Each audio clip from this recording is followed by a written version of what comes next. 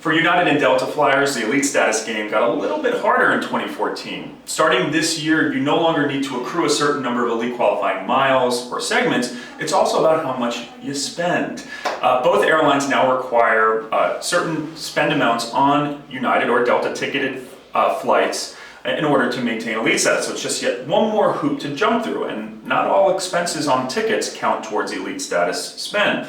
TPG reader Julie tweets us, any ideas for someone who has enough Delta MQMs but about $1,500 short on MQD, want to maintain Silver Medallion and have the Amex Platinum Delta card? So off the bat, the easiest way to not worry about these spend requirements would be to just spend $25,000 on your Delta co-brand card. Delta will waive that the revenue requirement for all 4 levels of elite travelers. So if you spend $25,000, you don't have to worry about it, but you also should take into account that the Delta Amex cards are not really good for everyday earning.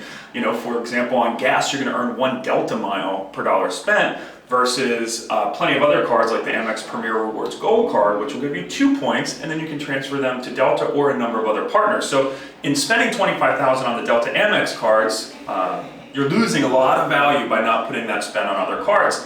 Another easy way, but potentially unethical, would be to simply change your address to outside of the United States. These revenue requirements are only for US residents. So if for some reason you were to move by simply putting in a different address outside the United States in your frequent flyer account, it potentially might exempt you from these rules. Now, also note if you do this and you don't actually move or don't actually have a residence outside of the US, they could track you down and fine you, and you could be violating the rules. But I do know people who have done that, and in order to avoid these nasty little revenue requirements. Also note, with the credit cards, United does give a elite status exemption as well for everyone but 1K flyers. So 1K flyers, no matter what, if you live in the US, you're gonna have to spend at least $10,000 on eligible spend in order to get the elite status spend. So I have a feeling 2015 is going to be a big drop off with elite flyers, especially at that United 1K level.